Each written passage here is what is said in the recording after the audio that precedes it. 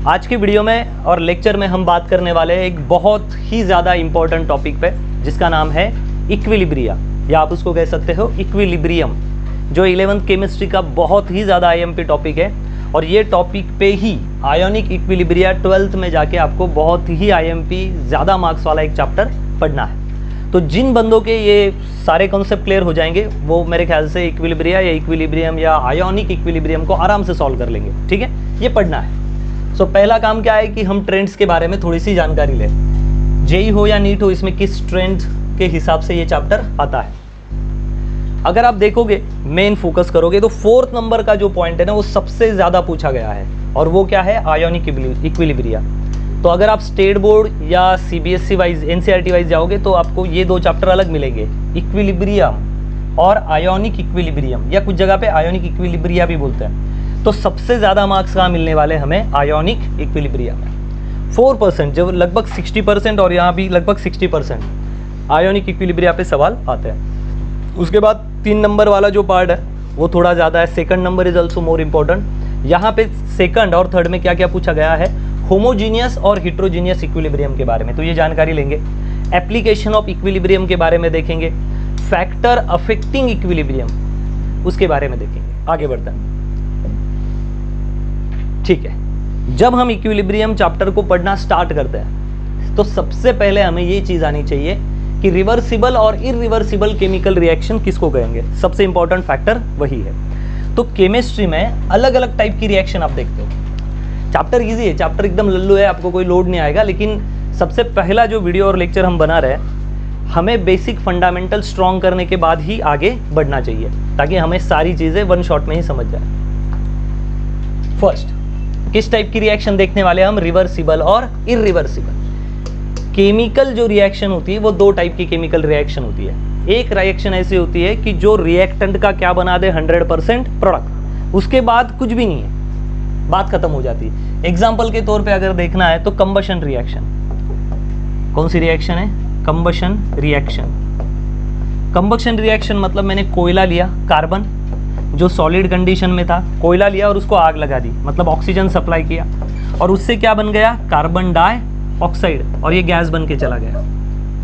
Gas बन के क्या हो गया? चला गया। और एक चीज और निकल गई यहाँ से, हीट एनर्जी। क्या निकल गई बाहर? Heat energy. क्या ये रिएक्शन वापिस होने वाली है कि हीट मिलेगी और कार्बन डाइऑक्साइड मिक्स हो जाएंगे और फिर टूट के कार्बन और ऑक्सीजन बन गए? No, this is not possible, या इरिवर्सिबल में नहीं है। तो एक एग्जाम्पल पे याद रखना, कंबशन रिएक्शन जो है ना, वो केवल और केवल क्या है? इरिवर्सिबल रिएक्शन है। एक बार रिएक्टेंट और प्रोडक्ट मिलके अगर प्रोडक्ट बन जाए तो फिर से बाद में ये प्रोडक्ट रिएक्टेंट में कन्वर्ट होने वाला नहीं है। इसको क्या बोलते हैं हम? Irreversible reaction. मैं उसको बोलता हूं कि वन डायरेक्शनल रिएक्शन है। कौन सी रिएक्शन है? One directional reaction. कुछ ऐसी भी रिएक्शन होती है जो बाय डायरेक्शनल होती है, जिसको हम कहते हैं रिवर्सिबल टाइप ऑफ रिएक्शन। कौन सी रिएक्शन ये? रिवर्सिबल। अब रिवर्सिबल रिएक्शन को देखते हैं। एग्जाम्पल जैसे कि ये ले लेते हैं, अमोनिया।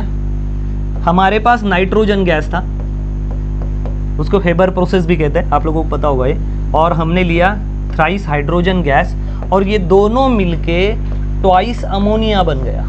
क्या बन गया? Twice ammonia. Nitrogen gas combine with hydrogen gas, और दोनों मिलके क्या फॉर्म हो गया?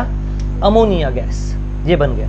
लेकिन जैसे ही अमोनिया बना, अमोनिया फिर से टूट के किस में कन्वर्ट हो गया? नाइट्रोजन गैस और हाइड्रोजन। ये तो एक नई नवेली टाइप की रिएक्शन, जिसमें रिएक्टेंट मिलके क्या बनाते हैं? प्रोडक्ट, और प्रोडक्ट फिर रिएक्टेंट की तरह बिहेव करता है और फिर वापस क्या आ जाता है? रिवर्स। इस टाइप की रिएक्शंस को क्या कहते हैं हम? Reversible reaction. तो ये एक एग्जांपल हो गया यहाँ पे। ये एक ले लेते हैं, जैसे कि हाइड्रोजन आयोडाइड है। हाइड्रोजन आयोडाइड टूट के क्या बनेगा? हाइड्रोजन गैस प्लस क्या बनेगा? Iodine gas. या हाइड्रोजन गैस है, सॉरी हाइड्रोजन आयोडाइड जो है, ठीक, ये क्या करेगा? ये टूट के क्या बन जाएगा? हाइड्रोजन गैस और आयोडीन गैस। और फिर से आयोडीन और हाइड्रोजन गैस फिर से मिक्स होंगे और क्या हो जाएगा? हमारा ट्वाइस HI बन जाएगा। इसका मतलब ये बाय डायरेक्शनल प्रोसेस है, रिएक्टेंट से प्रोडक्ट बनते हैं और प्रोडक्ट से फिर से क्या बन जाते हैं, रिएक्टेंट। ये भी एक रिएक्शन है कैल्शियम कार्बोनेट की, calcium carbonate CaCO3, reversible reaction है, क्या बनता है, calcium oxide plus carbon dioxide, ये बन जाता है, ये गैस है, ये सॉलिड में बन गया, ये सॉलिड है, इस टाइप की reaction. If you have calcium carbonate तो वो किस में कन्वर्ट हो जाएगा, कैल्शियम ऑक्साइड में और कार्बन डाइऑक्साइड में, लेकिन यही फिर से दोनों कंबाइन होकर वापस क्या बना सकते हैं, CaCO3। तो ये वो वाली रिएक्शन है जो रिएक्टेंट से प्रोडक्ट बनाती है और फिर से प्रोडक्ट टूट के किस में आ जाता है, रिएक्टेंट में। और ये वो वाली रिएक्शन है जिसमें एक बार रिएक्शन हो गई तो बाद में कुछ भी बनता नहीं, जो प्रोडक्ट है वही एज इट इज मेंटेन रहेगी। आई बात समझ में, ये सब कुछ होता है। याद रखना जो चैप्टर हम पढ़ रहे हैं इक्विलिब्रियम, उस चैप्टर में केवल और केवल हम किस पे बात करेंगे, रिवर्सिबल रिएक्शन पे। हमें इरिवर्सिबल पढ़ना नहीं है, ये दिमाग में सेट करेंगे। हम किस पे बात करेंगे, केवल और केवल रिवर्सिबल रिएक्शन में, क्योंकि जो प्रोसेस है जिसको हम इक्विलिब्रियम बोल रहे हैं, इक्विलिब्रियम प्रोसेस कहां पे होती है, happens only in reversible chemical reactions. आपको याद रखना है कि इक्विलिब्रियम कहां पे देखने को मिलेगा, ये पूरा कॉन्सेप्ट कहां देखोगे, केवल और केवल रिवर्सिबल टाइप ऑफ रिएक्शन में। इरिवर्सिबल रिएक्शन में इक्विलिब्रिया होता नहीं है, तो उसको पढ़ने की कोई जरूरत नहीं है। आई बात समझ में, एकदम सिंपल है। दोज रिएक्शन जिसमें reactant is converted into product and product again break down and convert into reactant, this reaction is called as simple reversible reaction. और जो बस वन ही डायरेक्शन में जाती है वो इरिवर्सिबल। जो बाय डायरेक्शनल होती है, क्या होती है, बाय डायरेक्शनल जो होती है वो कौन सी रिएक्शन है, रिवर्सिबल। स्लो जाएंगे ताकि हमारा कंसेप्ट क्लियर हो। आई बात समझ में, फटाफट इसको देख लेना है, आगे बढ़ेंगे। नेक्स्ट, अब इक्विलिब्रियम क्या है इसके ऊपर बात करना है। तो इक्विलिब्रियम स्टार्ट करने से पहले हमने दो टाइप की रिएक्शन देखी जो पूरे केमिस्ट्री में होती है, रिवर्सिबल इरिवर्सिबल। अब बात करते हैं इक्विलिब्रियम के ऊपर। मैंने आपको पहले ही क्लियर करवा दिया है कि इक्विलिब्रियम किस टाइप की रिएक्शन में ही देखने को मिलेगा, रिवर्सिबल रिएक्शन में। प्रोडक्ट का रिएक्टेंट का प्रोडक्ट बन जाए, प्रोडक्ट का फिर से क्या बन जाए, रिएक्टेंट। अब डेफिनेशन वाइज देखते हैं क्या है इक्विलिब्रियम। क्या है, chemical equilibrium condition. Chemical equilibrium की कंडीशन क्या है, condition in the course of reversible chemical reaction in which no net change in the amount of reactant and product occur। ठीक है ना, काफी कॉम्प्लेक्स वर्ड उन्होंने यूज की। मैं इक्विलिब्रिया के लिए कुछ एग्जांपल लेता हूँ, पहले इक्विलिब्रिया को समझ लेते हैं। मानो कि दो बच्चे सीसॉ खेल रहे हैं और सीसॉ बिल्कुल बैलेंस कंडीशन में है, या मानो सीसॉ एक ही साइड में झुका हुआ है, ऐसे ये बंदा नीचे है और ये बंदा थोड़ा ऊपर है, इसका वजन ज्यादा है और इसका कम है। ठीक है, अब किसी तरह इसमें और एक बंदा ऐड हो गया और दोनों ने मिलके क्या कर दिया, इसको बैलेंस। ये मोटा बंदा था, भले मैंने वो छोटा दिखा है, ये मोटा आदमी। तो एक लड़का छोटा है और इस साइड में हमने क्या बिठाए, दो बच्चे। इसका मास और इसका मास क्या हो गया, बैलेंस। क्या बोलेंगे हम इसको, बैलेंस। इसी कंडीशन को हम क्या कहते हैं, इक्विलिब्रियम। क्या कहते हैं, इक्विलिब्रियम। जैसे फिजिक्स में वेट बैलेंस किया जाए, फोर्स का एग्जांपल लेते हैं। Suppose we have one block, मैं इधर 10 न्यूटन लगा रहा हूँ और इधर भी मैंने 10 न्यूटन लगा दिया, तो बताओ ये ब्लॉक कहाँ जाएगा। तो उसका जवाब सर कहीं नहीं जाएगा, वो कहाँ रहेगा, एट इट्स इक्विलिब्रियम। कहाँ रहेगा, उसके इक्विलिब्रियम पे रहेगा। इक्विलिब्रियम पे रहेगा मतलब क्या है, उस पर नेट फोर्स कितना काम कर रहा है, जीरो। नेट फोर्स कितना काम कर रहा है उस पर, जीरो। नेट फोर्स नहीं है। उसी तरह सीसॉ जब बैलेंस हो जाता है तो वो किस कंडीशन में कहा जाता है, इक्विलिब्रियम। अगर ये दिमाग में सेट हो रहा है तो अब हम इक्विलिब्रियम किसका पढ़ेंगे, केमिस्ट्री का इक्विलिब्रियम। केमिकल रिएक्शन में इक्विलिब्रियम कैसे होता है। चलो और एक एग्जांपल देते हैं। मानो कि एक बकेट है, हर एक सेकंड में ऊपर से 1 लीटर पानी नीचे आता है बकेट में। कितना पानी आता है हर एक सेकंड में, 1 लीटर। और मैंने बकेट को एक होल भी कर दिया है। हर एक सेकंड में बकेट से 1 लीटर पानी चला भी जाता है। तो बताओ बकेट में कितना पानी है? जितना आ रहा है 1 लीटर 1 सेकंड में, उतना ही 1 लीटर पानी 1 सेकंड में जा रहा है। तो बकेट में जितना भी पानी होगा हमेशा वो क्या रहेगा? मेंटेन। जितना इनकमिंग है उतना ही आउटगोइंग है। इस कंडीशन को भी मैं क्या कहूंगा? इक्विलिब्रियम। यही वो कहना चाहते हैं। What is equilibrium? What is equilibrium? Equilibrium का मतलब क्या होता है? जितना अमाउंट ऑफ रिएक्टेंट प्रोडक्ट में कन्वर्ट हो रहा है उतना ही अमाउंट ऑफ प्रोडक्ट किस में कन्वर्ट हो जाता है? फिर से रिएक्टेंट में। जितना पानी अंदर आ रहा है उतना ही पानी बाहर जा रहा है। तो देखने वालों को लिए क्या लगेगा? पानी बिल्कुल भी चेंज हो रहा नहीं है। इसी को बोलते हैं हम इक्विलिब्रियम एच। चलो अब केमिकल की दुनिया में उसको समझते हैं, केमिस्ट्री में क्या कैसे समझेंगे। आगे बढ़ते हैं। मानो कि मेरे पास A प्लस बी है और A प्लस बी से मैं बना रहा हूं C प्लस डी। ये मेरा कुछ बनना चालू, या रियल लाइफ एग्जांपल भी ले सकते हैं। A प्लस बी से मैंने क्या बनाया? C plus B. This side is reactant side. ये क्या? एक रिएक्टेंट साइड है और रिएक्टेंट से क्या बन रहा है? हमारा प्रोडक्ट। मानो कि प्रोडक्ट बना ही नहीं, केवल रिएक्टेंट ही हमारे पास। तो रिएक्टेंट मिक्स होंगे, उनके एटम एक दूसरे से टकराएंगे, बॉन्ड बनाएंगे और उससे क्या बनेगा? प्रोडक्ट। तो रिएक्टेंट बहुत है और प्रोडक्ट कितना है? अभी 0। रिएक्टेंट कितना है आपके पास? 100% रिएक्टेंट है। अब रिएक्शन हमने स्टार्ट कर दी। धीरे धीरे रिएक्शन में रिएक्टेंट क्या होने लग जाएंगे? खत्म। रिएक्टेंट क्या होंगे? धीरे धीरे कम। रिएक्टेंट का क्या कम होगा? Concentration. Concentration of reactant is reducing. ये धीरे धीरे घटेंगे और प्रोडक्ट धीरे धीरे क्या होगा? बढ़ेगा। रिएक्टेंट का कंसंट्रेशन, कंसंट्रेशन मतलब प्रमाण। रिएक्टेंट का जो प्रमाण है वो धीरे धीरे घटेगा। रिएक्टेंट का प्रमाण धीरे धीरे घटेगा और प्रोडक्ट का प्रमाण धीरे धीरे बढ़ेगा। लेकिन याद रखना ये रिएक्शन क्या है? Reversible reaction. ये रिएक्शन क्या है? रिवर्सिबल।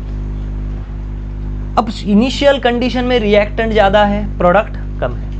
रिएक्टेंट ज्यादा है, प्रोडक्ट क्या है? कम। लेकिन धीरे धीरे रिएक्टेंट क्या होना है? कम, और प्रोडक्ट क्या होगा? बढ़ेगा। एक कंडीशन ऐसी आएगी कि जितना रिएक्टेंट प्रोडक्ट में कन्वर्ट हो रहा है, क्योंकि रिवर्सिबल रिएक्शन में क्या होता है? रिएक्टेंट से प्रोडक्ट बनेगा और प्रोडक्ट से फिर से क्या बनने वाला है? रिएक्टेंट। तो जिस रेट से रिएक्टेंट का प्रोडक्ट बन रहा है उसी स्पीड से प्रोडक्ट फिर से किस में कन्वर्ट होने लग जाएगा? रिएक्टेंट। मानो कि वो बकेट वाला ही एग्जांपल ले लो। अगर हर समय एक बूंद गिर रही है तो उसी हर समय एक बूंद क्या हो रही है? नीचे जा रही है। इसका मतलब अगर 10 मोल A के और 10 मोल B के मिलके 10 मोल C और 10 मोल D बना रहे हैं। 10 मोल A और 10 मोल B मिलके क्या बना रहे हैं? 10 मोल C और D। उसी समय 10 मोल C और 10 मोल D मिलके फिर से क्या बना दे रहे हैं? A और B। तो हमें ये लगेगा कि कुछ हो ही नहीं रहा है, लेकिन रिएक्शन चालू है। सर समझता क्यों नहीं? आप सोचो तो सही, बकेट में एक बूंद पानी आ रहा है और एक बूंद जा रहा है, तो बकेट की पानी की लेवल चेंज होगी या वही दिखेगी? सबको वही दिखेगी। इसका मतलब क्या है? ये प्रोसेस तो चल रही है लेकिन दिखेगी नहीं। इसी इक्विलिब्रियम को क्या कहते हैं हम? डायनामिक। क्या बोलते हैं इसको? Dynamic equilibrium. ऐसा इक्विलिब्रियम कि जिसमें मोशन रुकी हुई नहीं है, रिएक्शन चल रही है। रिएक्टेंट से प्रोडक्ट बनना स्टार्ट है, प्रोडक्ट से रिएक्टेंट बनना स्टार्ट है, लेकिन ये रिएक्शन इतनी स्टेबल हो चुकी है, इतनी बैलेंस है कि जितने रिएक्टेंट प्रोडक्ट में कन्वर्ट होते हैं उतने ही प्रोडक्ट बार बार किस में आते हैं?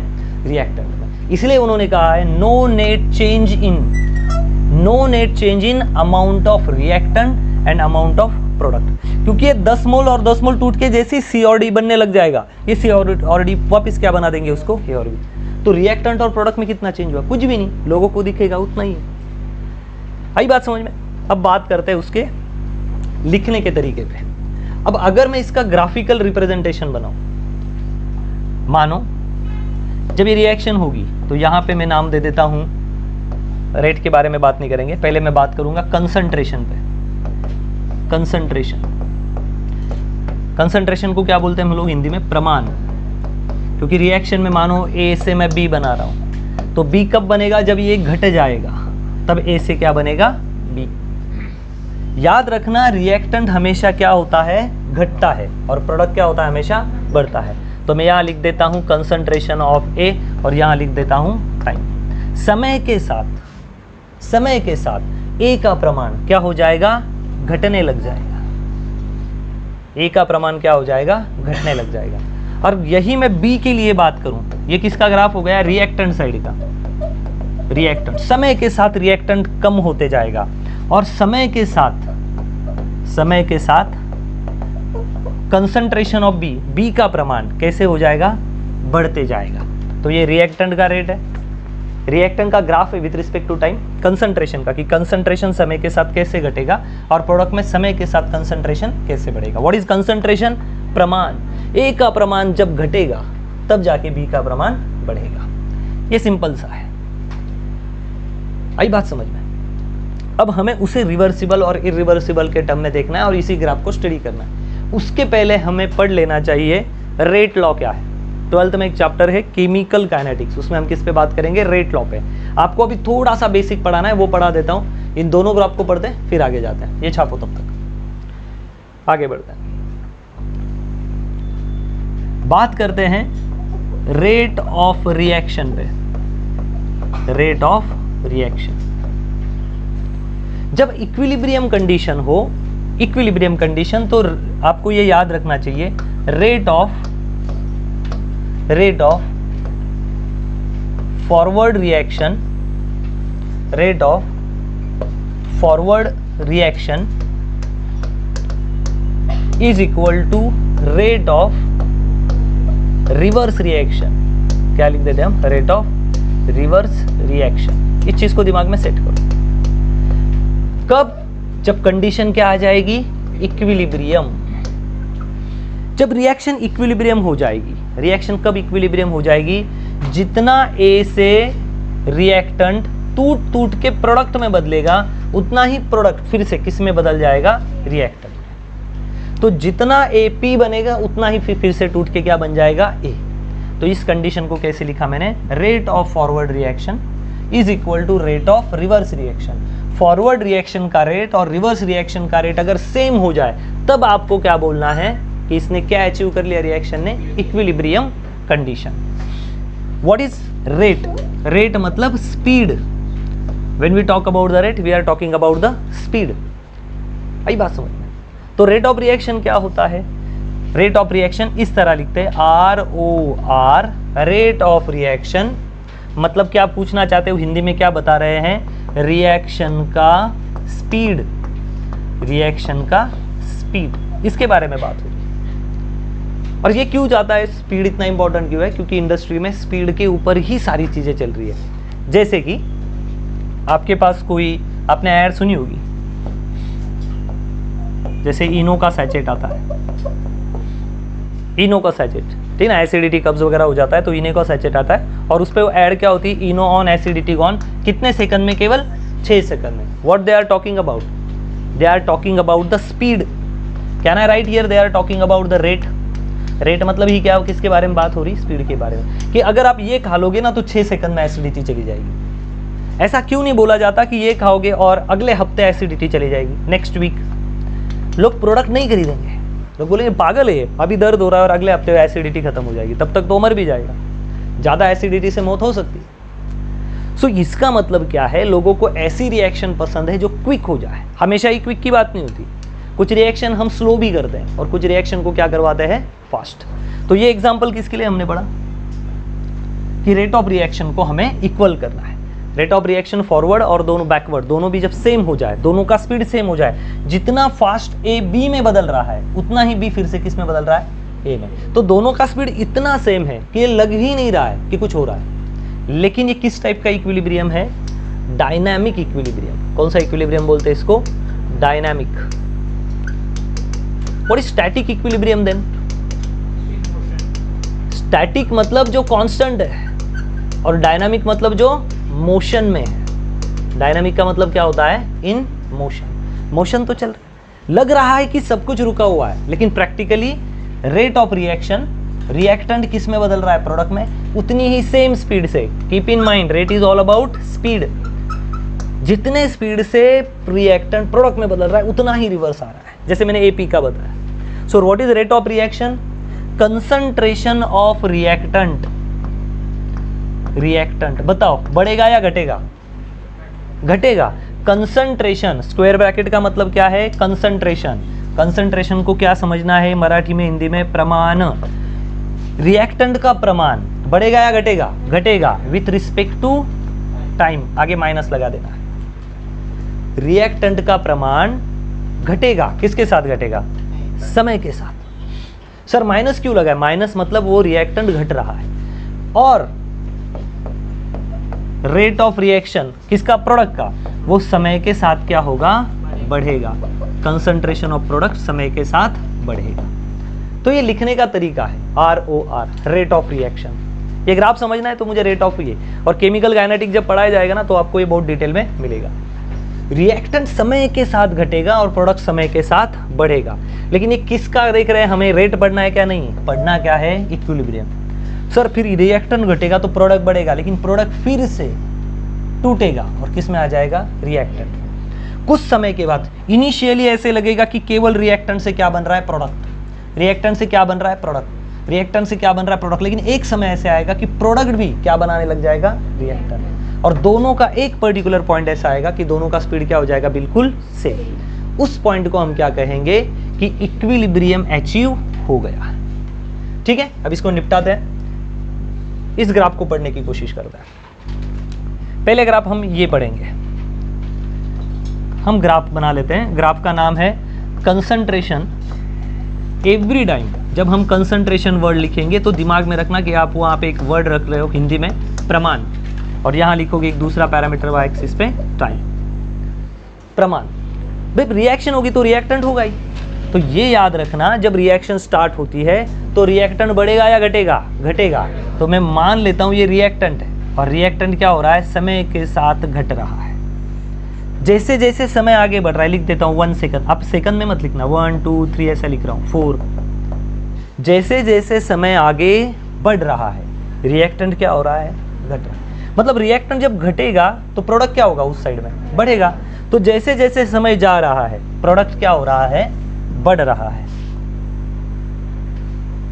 प्रोडक्ट क्या हो रहा है? बढ़ रहा है। रिएक्टेंट धीरे धीरे घट रहा है, प्रोडक्ट धीरे धीरे बढ़ रहा है। रिएक्टेंट घट रहा है, प्रोडक्ट बढ़ रहा है। रिएक्टेंट घट रहा है, प्रोडक्ट बढ़ रहा है। एक समय ऐसा आएगा कि जहां पे रिएक्टेंट के घटने का स्पीड, रिएक्टेंट के घटने का स्पीड इंग्लिश में लिखेंगे रेट ऑफ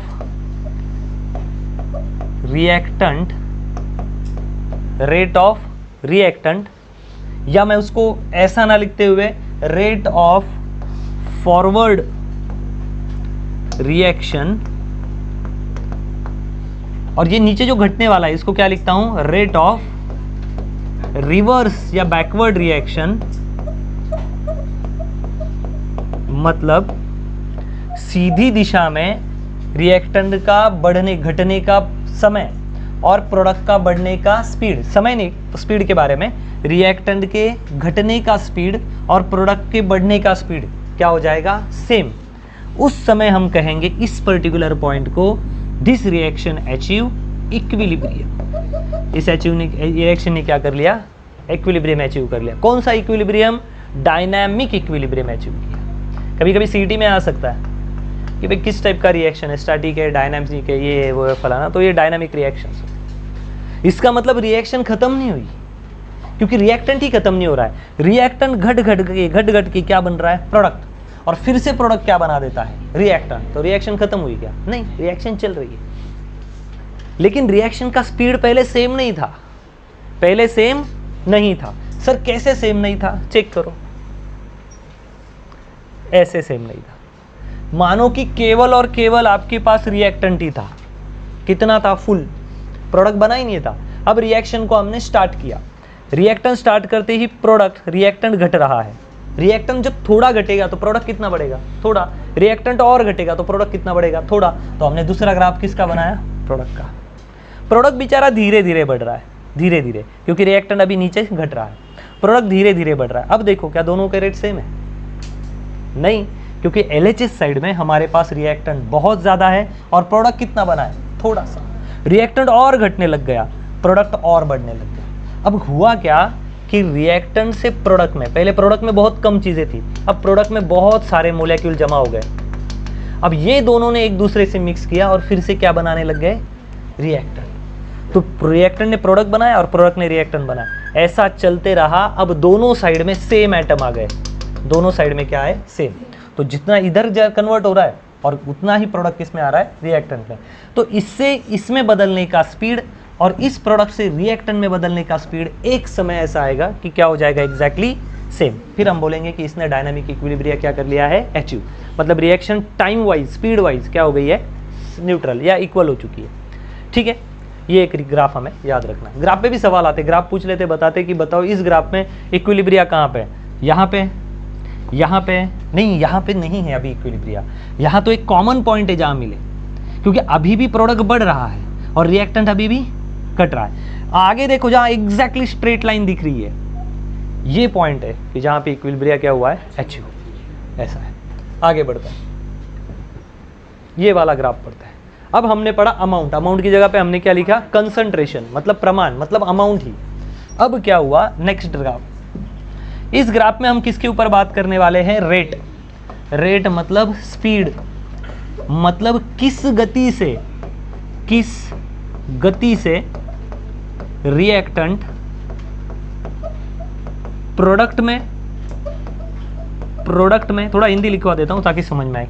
रेट मतलब स्पीड, स्पीड मतलब किस गति से, किस स्पीड से रिएक्टेंट प्रोडक्ट में और प्रोडक्ट रिएक्टेंट में कन्वर्ट हो रहे हैं।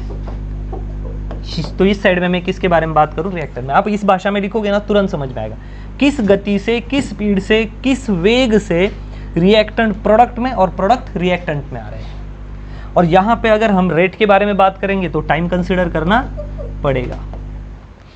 अब ग्राफ कुछ इस तरह बनता है, धीरे धीरे रिएक्टेंट घट रहा है, धीरे धीरे प्रोडक्ट बढ़ रहा है, धीरे धीरे रिएक्टेंट घट रहा है और धीरे धीरे प्रोडक्ट बन रहा है। कुछ एक पॉइंट ऐसा आ जाता है कि जिसमें रिएक्टेंट के घटने का प्रोडक्ट के बढ़ने का स्पीड क्या हो जाता है, match. This point is called as reaction achieved, reaction achieved. Reaction ने भी अचीव किया है ना, ऐसे ही नहीं हो गया, प्रोडक्ट था ही नहीं, केवल कौन था इनिशियल कंडीशन में, रिएक्टेंट। रिएक्टेंट से थोड़ा बहुत प्रोडक्ट बना, उस प्रोडक्ट ने फिर से जुगाड़ करके क्या बना दिया, रिएक्टेंट। और किस टाइप की रिएक्शन में देखने को मिलेगा, reversible reaction. Irreversible reaction equilibrium बताती नहीं है। अभी तो मैं आपको ये सिखाऊंगा कि कौन सी कंडीशंस है इक्विलिब्रियम होने की। ये ग्राफ समझ गया, जब रिएक्टेंट का घटने का रेट और प्रोडक्ट के बढ़ने का रेट, मैं यहाँ लिख देता हूँ, rate of forward reaction is equal to rate of backward reaction या रिवर्स रिएक्शन, जब सेम हो जाता है, that particular point is called as what, equilibrium of reaction. और we can say that reaction achieved equilibrium condition. आई बात समझ में, एकदम जंप नहीं करना, एकदम न्यूमेरिकल एमसीक्यू नहीं ले हाथ में जब तक आपके कंसेप्ट क्लियर नहीं हो जाते, because student really stuck on the single word, that is what I wrote here, concentration. Concentration is not concentrated, concentration is amount, concentration is प्रमाण। वो सिंपल सी चीज है, चैप्टर इजी जाएगा, लेकिन पहले कंसेप्ट पे बात करेंगे। मुझे लगता है ये इनफ है, आगे बढ़ेंगे। अब बात करने जाएंगे ऐसी कौन सी कंडीशंस है, कौन से ऐसे पैरामीटर है जो इक्विलिब्रियम पे काम करते हैं। ठीक है ना, इसको थोड़ा सा बच्चे अवॉइड करते हैं, इसको अवॉइड करने की जरूरत नहीं, बहुत आईएमपी। ऐसे कौन से कैरेक्टरिस्टिक है, characteristic of equilibrium state. Equilibrium क्या है, स्टेट है। स्टेट मतलब स्थिति, स्टेट का मतलब क्या होता है, कंडीशन है वो। इक्विलिब्रियम कोई रिएक्शन ये नहीं है, इक्विलिब्रियम क्या है, रिएक्शन की एक कंडीशन, एक स्थिति है, जिस स्थिति में क्या होता है, रिएक्टेंट से प्रोडक्ट और प्रोडक्ट से रिएक्टेंट बनने का स्पीड क्या हो जाता है, सेम। उस स्थिति के बारे में हम पढ़ रहे हैं, कोई रिएक्शन नहीं पढ़ रहे यहाँ पे। This is not organic chemistry की जहाँ पे मैं कुछ रिएक्टेंट लूँ और प्रोडक्ट बना दूँ, ऐसा कुछ नहीं। कैरेक्टरिस्टिक, पहली कैरेक्टरिस्टिक बहुत शांति से समझना, थोड़ा स्पीड लेंगे अभी। Equilibrium is a state, first keep in mind, can be recognised by, कैसे हम पकड़ सकते हैं, कैसे ढूंढ सकते हैं हम रिएक्टेंट को। अगर मेरे पास कोई रिएक्शन है और मुझे ये जानना है कि क्या वो इक्विलिब्रियम अचीव कर चुकी है, तो मेरे पास कौन से रास्ते उसको रिकॉग्नाइज करने के, पहचानने के। Certain measurable property such as pressure, आप प्रेशर से चेक कर सकते हो कि वो बैलेंस है या नहीं। दूसरा डेंसिटी से आप चेक कर सकते हो। तीसरा कलर से भी आप चेक कर सकते हो। और एक है कंसंट्रेशन। ये वो फैक्टर है जिससे आप ये पता लगा सकते हो या ढूंढ सकते हो और you came to know that कि इक्विलिब्रियम हो भी सकता है या नहीं। कौन से पैरामीटर हैं? जैसे कि मानो जनरल में बात कर रहा हूँ, एक लड़की है जो रास्ते से जा रही है, आई बात समझ में? अब मुझे ये पता करना है कि ये लड़की शादीशुदा है भी या नहीं, तो मैं क्या देखूंगा, उसने बिंदी लगाई या नहीं। आई बात समझ में? आई बात समझ में? मानो उसके पास एक छोटा बच्चा भी है। अब मैं उसको गया और मैंने पूछा, अगर मुझे मार खाना होगा तो आर यू मैरिड? मैं गया उसके पास, मैंने कहा आर यू मैरिड? तो उसने मेरा हाथ लिया और यहाँ लगा के ऐसा किया, देख ये लाल रंग तेरा, ये लाल रंग मेरा, है ना, शादीशुदा। Okay, are you understanding? बताने की जरूरत ही नहीं है, बताने की जरूरत नहीं है, इट इज द इंडिकेशन। तो रिएक्शन इक्विलिब्रियम में है या नहीं ये जानना होगा तो आपको किस पैरामीटर की तरफ ध्यान देना पड़ेगा? प्रेशर, डेंसिटी के बारे में देखो, कलर के बारे में देखो और कंसंट्रेशन के बारे में देखो। हम तो ज़्यादा कंसंट्रेशन के ऊपर ही बात करेंगे, लेकिन ये पैरामीटर है जो हमें इक्विलिब्रियम है या नहीं ये समझाने में हेल्प करते हैं। The second thing is equilibrium state can only be achieve in close vessel. Equilibrium का अगर एक्सपेरिमेंट करके देखना है तो आपको ये याद रखना पड़ेगा कि इक्विलिब्रियम अगर देखना है तो वो कहाँ, किस कंडीशन में मिलेगा? एक्सपेरिमेंट कहाँ होना चाहिए? क्लोज वेसल में ही। क्या बोला है? ओनली कहाँ एक्सपेरिमेंट करना है आपको? क्लोज वेसल में, तभी आप इक्विलिब्रियम देख सकोगे। हमें लगता है कि रिएक्शन स्टॉप हो चुकी है, रिएक्शन स्टॉप होती नहीं, रिएक्शन तो चलती रहती है, क्योंकि दो टाइप की रिएक्शन है, एक होती है जो वन डायरेक्शनल काम करती है और एक होती है बाई डायरेक्शनल, इरिवर्सिबल और रिवर्सिबल। कहाँ पे इक्विलिब्रियम देखा जा सकता है? केवल और केवल क्लोज वेसल्स में। But if the process is carried out in open vessel, लेकिन अगर खुले ओपन कंडीशन में उसको किया जाए, equilibrium state can not be attained because on in open vessel river process may not be taken place. Open condition में equilibrium condition achieve नहीं हो सकती। एक्सपेरिमेंट कहाँ होना चाहिए? केवल और केवल क्लोज वेसल में, तभी और तभी इक्विलिब्रियम देख सकते हो। किसकी हेल्प से? प्रेशर, डेंसिटी, कलर और कंसंट्रेशन की हेल्प से हम जान पाएंगे कि एक रिएक्शन इक्विलिब्रियम है भी या नहीं। आगे बढ़ते हैं। Equilibrium state is reversible in nature. Equilibrium कहाँ देखने को मिलेगा? रिवर्सिबल रिएक्शन में ही देखने को मिलेगा। दूसरी कोई भी रिएक्शन में आप ये देख नहीं सकते इक्विलिब्रियम। तो इक्विलिब्रियम कहाँ देखने को मिलेगा आपको? केवल और केवल रिवर्सिबल रिएक्शन में। Equilibrium state is dynamic in nature. ये तो सारा बता चुका हूँ। कैसा नेचर है इक्विलिब्रियम का जो हम पढ़ रहे हैं? डायनामिक। Why dynamic? क्योंकि इक्विलिब्रियम होने के बाद क्या रिएक्टेंट और प्रोडक्ट अब शांत बैठे हैं? नहीं, रिएक्टेंट अभी भी क्या बना रहा है? प्रोडक्ट, और प्रोडक्ट फिर से क्या बना रहा है? रिएक्टेंट। मतलब ये स्टैटिक नहीं है, ये मोशन वाले है। मोशन को ही क्या बोलेंगे हम? डायनामिक है। तो इक्विलिब्रियम कौन सा पढ़ रहे हैं? जब रिएक्टेंट से प्रोडक्ट, प्रोडक्ट रिएक्टेंट बने तो डायनामिक इक्विलिब्रियम।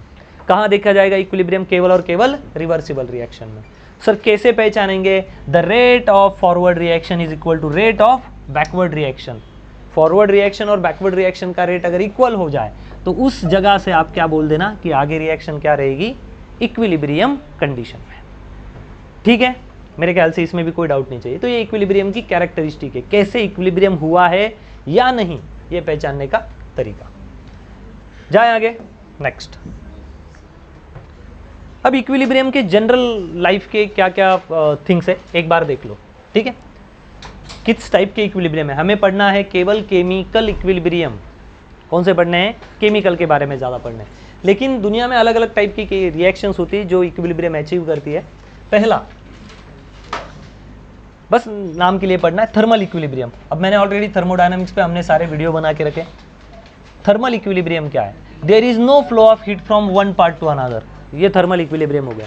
एक जगह से दूसरी जगह हीट पास होने वाली नहीं है, तो जितनी हीट है उतनी हीट हमेशा बनी रहेगी। इसका मतलब टेम्परेचर क्या है? कांस्टेंट। ये थर्मल इक्विलिब्रियम हो गया। सर कैसे हो गया? हीट फ्लो क्यों नहीं होगी? हीट फ्लो कब होगी? जब एक के पास ज़्यादा होगी और एक के पास कम होगी। मानो कि एक बकेट है और इसमें बहुत सारा गर्म पानी है, पानी का टेम्परेचर है 100 डिग्री सेल्सियस और मैंने उसमें हाथ डाल दिया, मेरे बॉडी का टेम्परेचर है 30 डिग्री सेल्सियस, तो हीट कहाँ से कहाँ जाएगी? जहाँ ज़्यादा टेम्परेचर है वहाँ से कम में। अब सोचो कि बकेट में जो पानी है उसका टेम्परेचर भी 30 डिग्री है और हाथ का टेम्परेचर भी कितना है 30 डिग्री, तो बताओ हीट कहाँ फ्लो होगी? होगी नहीं। हीट क्यों फ्लो हुई? क्योंकि एक के पास ज़्यादा एनर्जी थी, हीट थर्मल एनर्जी, और एक के पास कम थी। तो इस तरह इसने क्या कर लिया? इक्विलिब्रियम अचीव कर लिया। ये तो बैलेंसिंग कंडीशन है। How they achieve the equilibrium? Take an example of hot coffee mug. ये मग है जिसमें गर्म कॉफ़ी वगैरह भरी पड़ी है, बाहर का टेम्परेचर है नॉर्मल 30 डिग्री, कॉफ़ी का टेम्परेचर 80 डिग्री। तो कुछ समय के बाद आप ये देखोगे कि दोनों का टेम्परेचर क्या हो जाएगा? सेट। एक्सचेंज करते हैं और कंडीशन क्या कर लेते हैं? इक्विलिब्रियम। नेक्स्ट मैकेनिकल इक्विलिब्रियम कर देते हैं। मैकेनिकल इक्विलिब्रियम, मानो टग ऑफ वॉर चल रहा है, कहाँ गया mechanical equilibrium? There is no flow of matter from one part to another. ठीक है, ये एक स्लोप है और यहाँ पे पानी गिर गया। अब पानी क्या करेगा? यहाँ की पोटेंशियल एनर्जी कम है, तो एनर्जी हाई पोटेंशियल से कहाँ बहनी स्टार्ट हो जाएगी? लो। उसके बाद मैंने थोड़ा सा इसको ऐसा ऊपर टिल्ट किया, फिर ऐसा किया, और एक कंडीशन ऐसी आई कि मैंने इस स्लोप को बिल्कुल सीधा कर दिया। तो बताओ पानी कहाँ फ्लो होगा? वही बना रहेगा, कहीं भी जाएगा नहीं। क्या मैं बोल दूँ? इधर का पोटेंशियल और इधर, ये नहीं बोलना है सर वो तो फिर बराबर हो गया ना, पानी को यही नहीं पता चल रहा कहाँ जाने का। नो, साइंस के स्टूडेंट ऐसा नहीं बोलते। व्हाट दे से? potential energy of this point is exactly equal to potential energy of this point. There is a net change in potential energy is equal to 0. इसके कारण वो किस कंडीशन में आ गया है? इक्विलिब्रियम। सर ये तो पानी बहता हुआ पानी, नदियों का, झरनों का, वो बॉलीवुड में है ना, बारिश आई है ना, जीवन में मस्ती छाई। फिजिक्स में कोई मस्ती नहीं है। अगर ये इक्विलिब्रियम है, इसका कारण यहाँ की पोटेंशियल एनर्जी और यहाँ की पोटेंशियल एनर्जी क्या है? सेम। मतलब ये क्या है? इक्वल लेवल पे। तो इक्वल लेवल पे एनर्जी फ्लो होने का काम है। ये मैकेनिकल है। अनदर एग्जांपल, अब इसमें नहीं जाना चाहते। एक ब्लॉक है, इसको एक बंदा खींच रहा है, ये खींच रहा है, ये 10 न्यूटन लगा रहा है, ये 10 न्यूटन लगा रहा है, कहाँ जाएगा ब्लॉक? कहीं नहीं। So can I say that block in equilibrium position. मानो कि आप बेंच पे बैठे हो, आपने ज़मीन पे लगाया mg, ज़मीन में आपके लगाया normal, but normal is equal to mg। अब जितना आप नीचे लगा रहे हो उतना ही नीचे से ऊपर आ रहा है, तो आप ऊपर उड़ते हो या ज़मीन में घुस जाते हो? कहीं नहीं जाते। मतलब आपकी कंडीशन क्या है? इक्विलिब्रियम। बस एड़ा बना रहे, बस टाइम पास कर रहे हैं। लल्लू टॉपिक, ये आ गया, ये आ गया। Next physical equilibrium. Physical equilibrium में हम बातें करेंगे थोड़ा, ठीक है। उसके पहले मैं थोड़ा केमिकल इक्विलिब्रियम को निपटा देता हूँ, फिर फिजिकल में और डिटेल में बात करेंगे। उसका हमें थोड़ा डिटेल पढ़ना ही पड़ेगा। केमिकल इक्विलिब्रियम में, what is chemical equilibrium? Rate of forward reaction is equal to rate of backward reaction. अगर ये है ए से बी बनने में, यही ऑलरेडी हम पढ़ रहे हैं, rate of forward reaction is equal to rate of backward reaction, अगर सेम हो तब बोल सकते हो कि हाँ भाई वो केमिकल किस कंडीशन में है? इक्विलिब्रियम। खत्म नहीं हुआ रिएक्शन, रिएक्शन चल रहा है, लेकिन जिस स्पीड से रिएक्टेंट प्रोडक्ट में और प्रोडक्ट रिएक्टेंट में बदल रहा है, वो स्पीड क्या हो चुका है? दोनों का सेम। इसलिए हमें लग रहा है कि रिएक्शन नहीं हो रही, but they achieve dynamic equilibrium. कौन सा इक्विलिब्रियम अचीव किया उन्होंने? डायनामिक। ठीक है, अब ये सारे हमें पढ़ने ही है, हमारे नसीब में अगर ये पढ़ना ही है तो हमको पढ़ना ही पड़ेगा। फिजिकल इक्विलिब्रियम के बारे में बात करते हैं। What is physical equilibrium? It is a state of equilibrium between some chemical species in different phases. कुछ केमिकल के अलग अलग फेजेस का स्टडी करेंगे, जिसमें कि सॉलिड, लिक्विड्स और गैस के बारे में आएंगे। अब इसको हम थोड़ा डिटेलिंग में देखेंगे एक एक करके, ठीक है। इसको मिटा रहा हूँ, इसमें शायद कोई डाउट होना नहीं चाहिए, बेसिक पार्ट है अभी भी। फर्स्ट इसमें तो हम बेसिक पे ही बात करेंगे। चलो, अब जो फिजिकल इक्विलिब्रियम हमें देखना है, उसको हमने कुछ कैटेगरी में बांटा है। पहला है लिक्विड वेपर इक्विलिब्रियम, नेक्स्ट है लिक्विड सॉलिड लिक्विड इक्विलिब्रियम, और नेक्स्ट है सॉलिड वेपर इक्विलिब्रियम।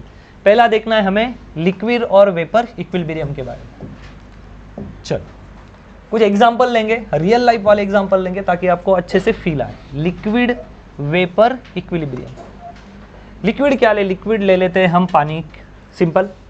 आपने कभी लाइफ में एक्सपीरियंस किया होगा कि जब हम गांव जाके आते हैं तो कभी कभी वो जो पानी की बोतल खरीदते हैं ना, वो ऐसी ही कई कबाड़ में फेंक दी जाती है। बिस्लरी की जो बोतल लेते हैं, सिंपल पानी पी लेते, बचा हुआ पानी होता है तो हम लोग क्या करते, कबाड़ में डाल देते हैं, और वो कबाड़ बहुत दिन पड़ा होता है, तो पानी वैसे ही अटक गया बोतल में। पानी इवोपरेट नहीं हो सकता क्योंकि ऊपर क्या लगा है? प्लास्टिक। सर वो ढक्कन से निकल जाएगा, ढक्कन भी हमने टाइट करके रखा है, कुछ लोग भंगार में बेच के 4 पैसे कमाए इस उम्मीद से संभाल के रखते हैं उसको, पता नहीं कितने करोड़पति होने वाले। ठीक है, कोई बात नहीं। अब क्या होगा, पानी किस टेम्परेचर पे वेपर बनाता है? पहला सवाल, एनी टेम्परेचर, उसकी बहुत बड़ी रेंज है। आप अगर आइस को देखोगे, फ्रीज उठाओगे, आइस इज ऑल्सो वाटर ना, वाटर का ही मोलेक्यूल है, तो आप फ्रीज खोलोगे तो फ्रीज में भी वो 0 डिग्री, 10 डिग्री, -20 डिग्री पे भी क्या बनाता है? स्टीम। जब आप डीप फ्रिज रात को खोलोगे तो डीप फ्रिज खोलते ही जहाँ बर्फ बनता है ना, वहाँ से ऐसी भाप आएगी, है ना? क्या है ये? मतलब बर्फ 0, 10 डिग्री, 20, 50, -100 डिग्री पे भी क्या बना रहा है? टेम्परेचर। नदी जी में जो पानी होता है, हमें स्कूल में सिखाया ना, सूरज की रोशनी से भाप होती है, it converted into steam, steam ऊपर जाती है स्पेस में, क्लाउड्स में, उसमें बादल आते हैं, फिर वो नीचे पानी गिरता है, फिर वो गाना लगता है, नाच रे मोरा अंब्याचा बना, ठीक है ना? ये सब कुछ हमें सिखाया गया है ना? और पोएम थे हमें स्कूल में मराठी मीडियम में, रे रे पावसा तुला देतो पैसा, हाँ, पैसा झाला छोटा, अभ्यास झाला मोठा, है ना? फिर आ गया इंटरनेट, फिर गेम, तो बहुत बेकार स्टोरी हो गई, अभी गाना भी बदल चुका है। सो पानी बहुत बड़ी रेंज है जिसमें वेपर्स बना सकता है, भाप बना सकता है। बॉटल पे आके पानी जाएगा कहाँ? अब यहाँ पे एक रिएक्शन ये है कि सूरज की रोशनी या नॉर्मल टेम्परेचर में भी यहाँ से स्टीम बनना स्टार्ट हो जाएगा। पानी क्या बनाएगा? स्टीम। ये पानी ने स्टीम बनाई। तो इसका मतलब पहला काम क्या है? वाटर H2O किस कंडीशन में भाई? लिक्विड कंडीशन में है। गैस था ही नहीं, जस्ट आप गांव से आए मौज मस्ती करके, ये मारा, सॉरी मारा नहीं, क्या बोलेंगे उसको, पानी की बोतल ली, पानी पिया आधा, पैसे की कोई कमी नहीं तो आधा पानी की बोतल फेंक दी। तो पानी लिक्विड कंडीशन में है। अब धीरे धीरे किस में बढ़ रहा है? वो किस में जा रहा है? H2O गैस में। मतलब पानी धीरे धीरे घट रहा है। कंसंट्रेशन ऑफ H2O जो लिक्विड कंडीशन में, वो धीरे धीरे घट रहा है और उसकी क्या हो रही है? स्टीम। स्टीम बाहर नहीं जा सकती। अब स्टीम क्या हो जाएगी? बाहर नहीं जा सकती, तो स्टीम को यही जमे रहना पड़ेगा, स्टीम को यहां जमना पड़ेगा। यहां जमा देते हैं, स्टीम यहां जम गई। इसका मतलब वाटर जो लिक्विड में है नीचे, वो धीरे धीरे घट रहा है, लेकिन ये पानी की बूंदें अचानक से बढ़ने के कारण पास पास आ गई और पास पास आके फिर एक बड़ी बूंद बन गई और वही पानी की बूंद कंडेंसेशन में आके नीचे गिर गई। तो जो पानी वेपर बन के ऊपर गया था और यहाँ का पानी घट गया था ना, वही पानी बूंद बन के वापिस आ गया। तो जैसे जैसे रिएक्टेंट घटेगा वैसे वैसे वेपर की संख्या बढ़ रही है। पानी घट रहा है और वेपर बढ़ रहे हैं। मानो हर एक सेकंड में, ये झूठ है सब कुछ, लेकिन कंसेप्ट क्लियर करने के लिए जरूरी है, हर एक सेकंड में एक बूंद पानी वेपर बन जा रहा है। हर सेकंड में एक बूंद पानी, इतना फास्ट नहीं होता, वेपर बन रहा है। लेकिन कुछ समय के बाद ये देखा गया कि हर एक सेकंड में यहाँ की सारी छोटे छोटे ड्रॉपलेट्स जम के फिर क्या कर देते हैं? एक बूंद पानी बना देते हैं। Are you understanding? हर एक सेकंड में H2O लिक्विड क्या बना रहा है? H2O gas. अब गैस जाने के लिए जगह गई, तो अगर लीड लगा हुआ है, ढक्कन लगा हुआ है, तो ये जो छोटे ड्रॉपलेट ये फिर से जम जाके हर अगले सेकंड में बूंद नीचे गिरा देते हैं। अब मैंने क्या किया? मैं साइंस स्टूडेंट हूं, मैंने यहाँ मार्क करके रखा और मैं सुबह शाम मार्क को देख रहा हूँ। यार पानी, सूरज आ रहा है, भाप हो रही, तो पानी जा नहीं पा रहा है, तो पानी की लेवल ऊपर क्यों नहीं जाती या नीचे क्यों नहीं जाती? इसका कारण है rate of evaporation of water.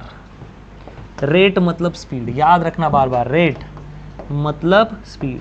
Rate of evaporation of water is equal to rate of, come on, rate of, very good, condensation of water. Same हो चुका है, इसलिए मैं सेकंड एरो अब लगा रहा हूं। रेट ऑफ इवोपोरेशन वाटर, हर एक सेकंड में एक बूंद भाप बदलती है और वही सेकंड में भाप वापिस जम के क्या बना देती है? पानी की एक बूंद, क्योंकि बाहर जा नहीं पा रही। इसी कंडीशन को हम बोलते हैं liquid vapour equilibrium. Rate of evaporation water, water अभी एग्जाम्पल लिया ना, आप जो चाहो ले सकते हो। Rate of evaporation of water, उसका speed is equal to speed of condensation water. अगर सेम हो जाए तब क्या बोल सकते हो आप उसको? Liquid vapour equilibrium. आई बात समझ में? मेरे ख्याल से ये हिंदी है। नेक्स्ट हमें इक्विलिब्रियम पढ़ना है सॉलिड लिक्विड। सॉलिड लिक्विड, ठीक है, मिटा दे इसको, ये भी कोई इतना बड़ा कॉम्प्लेक्स पार्ट नहीं। इक्विलिब्रियम मतलब क्या भाई? सीधी बात है, दोनों का स्पीड क्या हो जाए? सेम। अब सॉलिड लिक्विड की बात करते हैं। मानते हैं कि एक आइसोथर्मल मीडिया है हमारे पास। अब आइसोथर्मल के लिए मैं ये काम करता हूँ, एक थर्मल फ्लास्क लेता हूँ।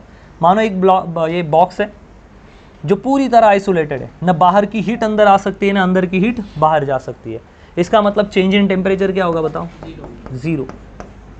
टेम्परेचर नहीं zero, change in temperature zero. जितना है उतना ही रहेगा, ना बाहर की हीट अंदर आएगी, ना अंदर की हीट बाहर आएगी, कुछ भी नहीं होने वाला है।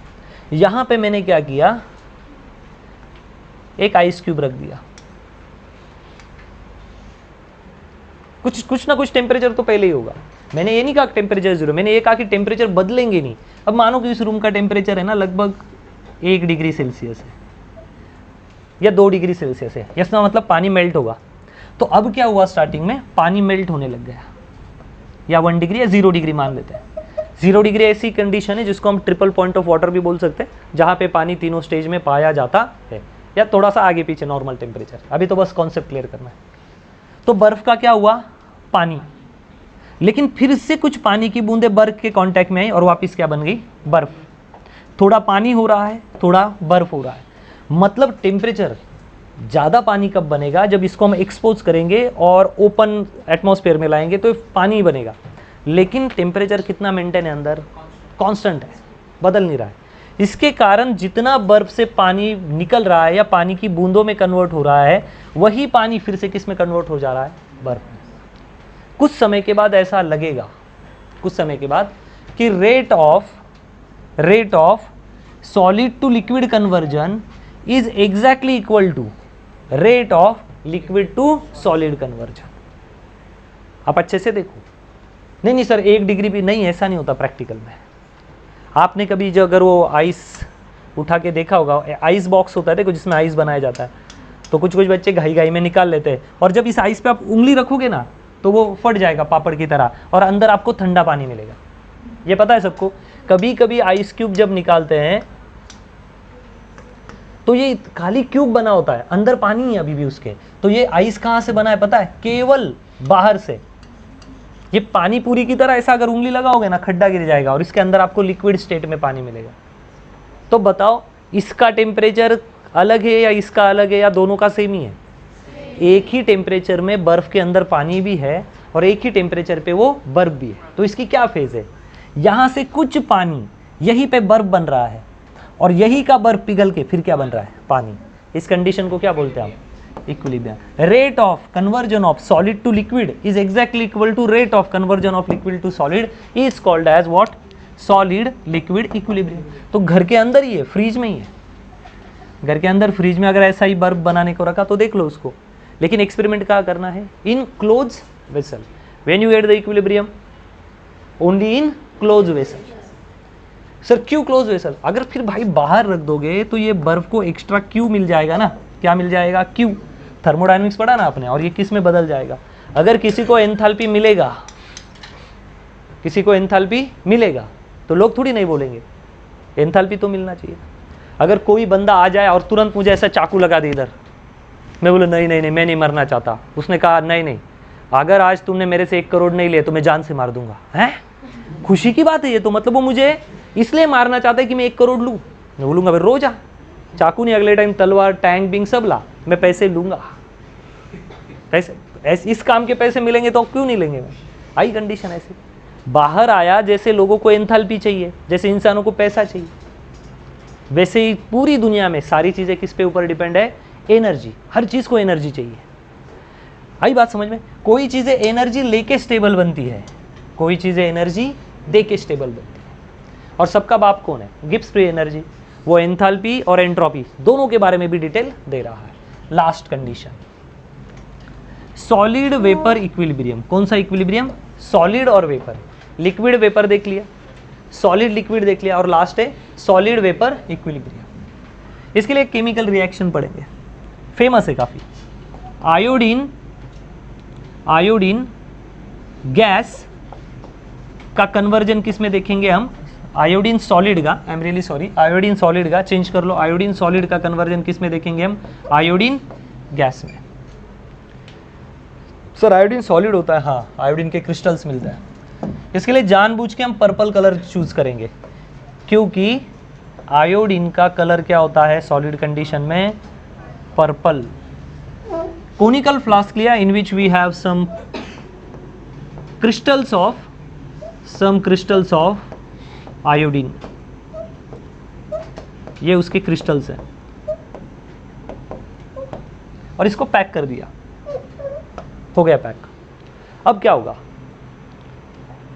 जैसे हम इसको पैक करेंगे तो ये पूरा जो फ्लास्क है ये ट्रांसपेरेंट है, सब दिख रहा है, मैं इधर से देख रहा हूं, कोई दिख रहा है मुझे, मैं बाय कर रहा हूं इसके अंदर से, यही बात समझ में, पर्पल कलर।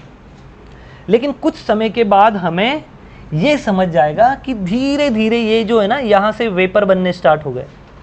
क्या बनने स्टार्ट हो गए, वेपर। वेपर म्हणजे खाने के नहीं, स्टीम। इस आयोडीन की क्या बन गई, स्टीम। अब ये कोनिकल फ्लास्क थोड़ा थोड़ा पर्पल वाला लग रहा है, आई बात समझ में। उसके कुछ समय बाद और आए, अब ये देखने को मिला कि वो तो और ही ज्यादा पर्पल हो चुका है, और ज्यादा पर्पल हो चुका है। और थोड़े समय बाद आए, अब तो कहर हो गया, फुल पर्पल हो गया है। इसका मतलब मुझे ये लगा मैं जब भी थोड़े थोड़े समय के बाद आऊंगा तो ये और पर्पल बनता जाएगा, है ना, फुल पर्पलगिरी कर रहा है ये। लेकिन उसके बाद में आया 4th टाइम, अब ये कलर ही नहीं बदल रहा है। फिर आया 15 मिनट में, अब कलर नहीं बदल रहा है। क्या हुआ इसका मतलब, इसका मतलब ये हुआ कि स्टार्टिंग में वेपर क्रिस्टल जो थे आयोडीन के, आयोडीन सॉलिड, ये किस में कन्वर्ट हो रहा था, iodine solid convert into iodine gas. बेचारा कम था ना गैस, तो गैस कुछ बोला ही नहीं। गैस ने क्या सोचा, ठीक है जाने दो, अपने ही घर के लोग हैं, है ना, ऐसा छोड़ रहा था गैस। इसका मतलब स्टार्टिंग कंडीशन में सॉलिड किस में कन्वर्ट हो रहा था, पर्पल गैस में। तो और पर्पल गैस बनने लग गया, इनकी संख्या ज्यादा है ना, तो ये बेचारे कुछ नहीं बोल रहे थे। लेकिन एक कंडीशन आई, बहुत सारा पर्पल गैस जमा हो गया, इतना जमा हो गया कि अब उनको जगह नहीं। अब जगह नहीं तो वो कॉम्पैक्ट हो जाएंगे, और पर्पल ये जो गैस है आयोडीन का, ये पास आ जाएगा। अब इतना पास आएगा कि ये फिर से ऊपर ही क्या बना लेंगे, छोटे छोटे क्रिस्टल, और कहाँ गिर जाएंगे, नीचे।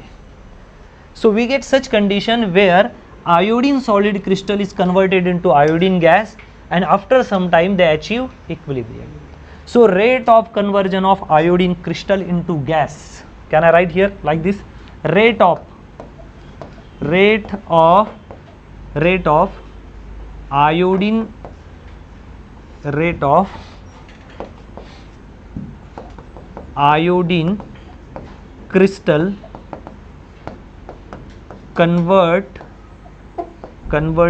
into iodine gas is exactly equal, rate of conversion of iodine solid into iodine gas is exactly equal to rate of conversion of iodine gas to iodine solid. इस इक्विलिब्रियम को क्या बोला जाएगा, सॉलिड वेपर इक्विलिब्रियम। ठीक है, छापो। Next आगे बढ़ते हैं,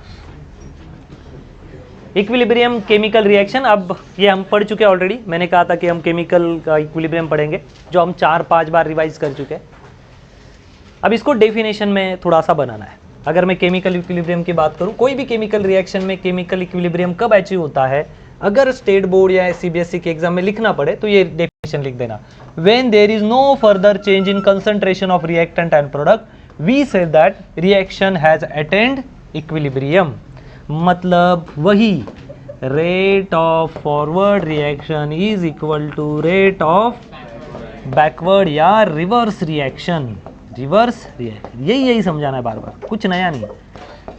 बोर मत होना उससे, बोर होना नहीं है, क्योंकि ये परफेक्ट नहीं हुआ ना तो फिर बच्चे रेट मतलब क्या, रेट मतलब वो एमआरपी वाला रेट नहीं, रेट मतलब स्पीड है। कंसंट्रेशन का मतलब क्या है, ये इसको समझो इस डेफिनेशन को। नो फर्दर चेंज, बाद में कोई चेंज नहीं होने वाला है, किसमें, कंसंट्रेशन में। कंसंट्रेशन मतलब क्या, प्रमाण में। किसका प्रमाण, रिएक्टेंट का और प्रोडक्ट का। सर कैसे नहीं चेंज होने वाला है, वही है, ये वाला एग्जांपल देख लेते। चल रिएक्शन लिख देते चाहे तो, N2O4 gas is converted into N2O4 gas converted into twice NO2 gas, इसमें कन्वर्ट कर देते इसको। कौन सा गैस है हमारे पास? N2O4 गैस है।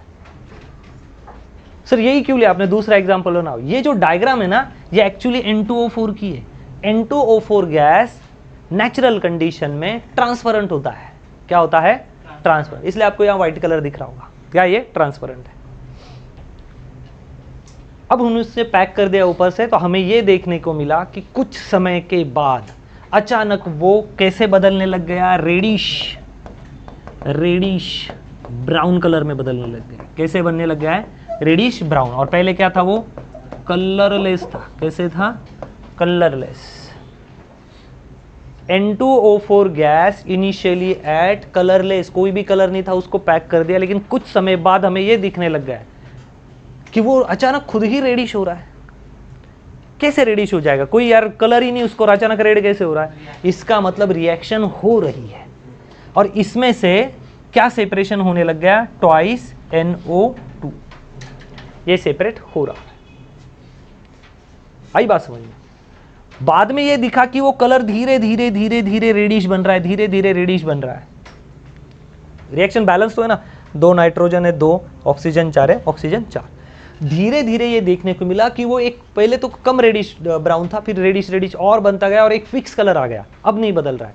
इसका मतलब ट्वाइस NO2 मतलब ऐसा, हाँ, NO2 ऐसा, ट्वाइस NO2।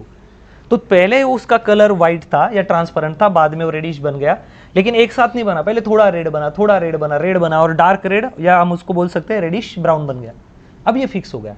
इसका मतलब ये कलरलेस जो गैस है उसने रिएक्शन किया, और वो किस में बदल रहा है? अंदर के अंदर ही खुद को NO2 में बदल रहा है, और यही NO2 किस में वापस कन्वर्ट हो रहे हैं? N2O4 में। वही कन्वर्जन चल रहा है। लेकिन ऐसा करते करते जितना अमाउंट ऑफ N2O4 NO2 में बदल रहा है, उतना ही अमाउंट ऑफ NO2 तुरंत वापस किस में कन्वर्ट करवा देता है? उसको N2O4 में। इसके लिए हम कह सकते हैं रेट ऑफ फॉरवर्ड रिएक्शन और रेट ऑफ रिवर्स रिएक्शन जब सेम हो जाते हैं, मतलब जितना रिएक्टेंट का प्रमाण है उतना ही किसका प्रमाण बन जाएगा? प्रोडक्ट का। What this bracket indicate? Concentration का सिंबल है। कंसंट्रेशन किसका है? कंसंट्रेशन मतलब प्रमाण। जितना रिएक्टेंट का प्रमाण होता है उतना ही किसका बन जाता है? प्रोडक्ट का। क्योंकि जैसे ही रिएक्टेंट टूट के प्रोडक्ट बन जाएगा, तो आप बोलोगे सर प्रोडक्ट बढ़ गया। नहीं, प्रोडक्ट तुरंत टूट के किस में आ जाएगा? इसका मतलब दोनों साइड हमें क्या लगेगी? हमेशा बैलेंस। तो हम बोल सकते हैं सर रिएक्टेंट भी चेंज नहीं होगा और प्रोडक्ट भी। एक्चुअली इंटरनल चेंज होगा, बाहर से क्या दिखेगा? सेम। इसलिए हमने बोला there is no further change in concentration of reactant and product, then we can say that the reaction attain the equilibrium. ये उसका बेस्ट एग्जांपल है। ठीक है, तो इस तरह हमने 3-4 टाइप के उसके जो इक्विलिब्रियम के टाइप है वो पढ़े। ठीक है, आगे बढ़ते हैं। नेक्स्ट,